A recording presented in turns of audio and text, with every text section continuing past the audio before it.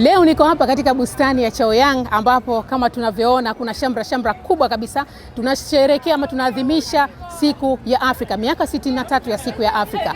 Na huko kama unavyoona kwamba hii ni sherehe imeandaliwa na mabalozi wa Afrika hapa nchini China, pia Umoja wa Afrika na wenyewe pia wametia mkono wao.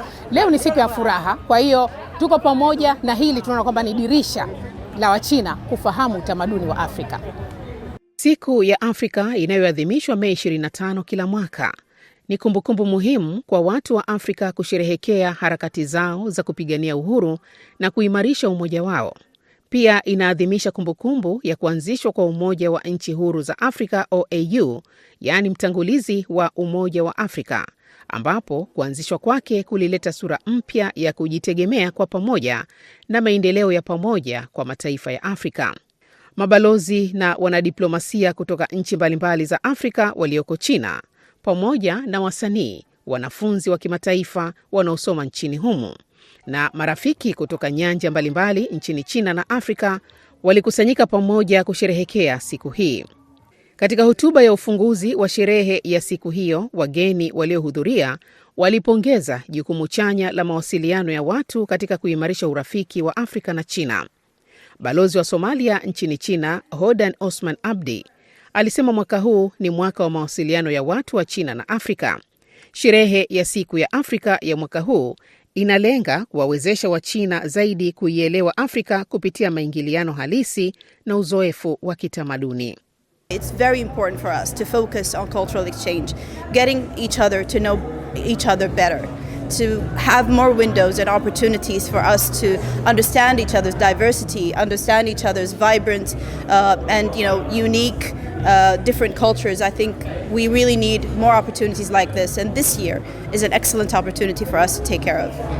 Sherehe ya siku ya Afrika ya mwaka huu iko wazi kwa umma, ikijumuisha mabanda mengi maalum ya mataifa ya nchi nyingi za Afrika ambayo yameonyesha utamaduni tajiri, rasilimali tele za utalii, sanaa za jadi pamoja na ubunifu wa Afrika, na kuonyesha taswira yenye uchangamfu ya Afrika kwa umma wa China, ambayo yamevutia Wachina wengi kuyatembelea na kujionea utamaduni wa Afrika. 我认为这个非洲的文化非常的多种多样并且都非常精彩又有趣。比如说那个旗子，它就是运用到一些策略，我感觉就非常的有趣。包括这个鼓，我也感觉是非常好玩。我们也非常高兴能够在首都北京，我们的家乡来参加这样的活动。然后今天我们是看了非常多的展台，我们背后的这个舞台上还有不同国家的表演。我们也希望能够更多的参与非洲大陆53个国家的活动，能够更多的有中非的友谊，能够在共建“一带一路”的平台上更多的民间的交流。 Wachina wengi kiukweli wanapenda utamaduni wa Kiafrika. Wakija kwenye banda lazima watakuhoji kwa lugha yako wewe mpaka utashangaa.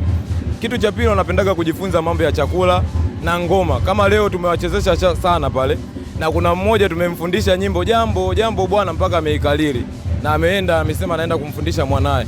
Kwa hiyo kwetu ni furaha kwa sababu ni tupo kwao, ila sisi tunaonekana wenyeji, wao ndo wageni. Kwa hiyo kwetu ni furaha sana.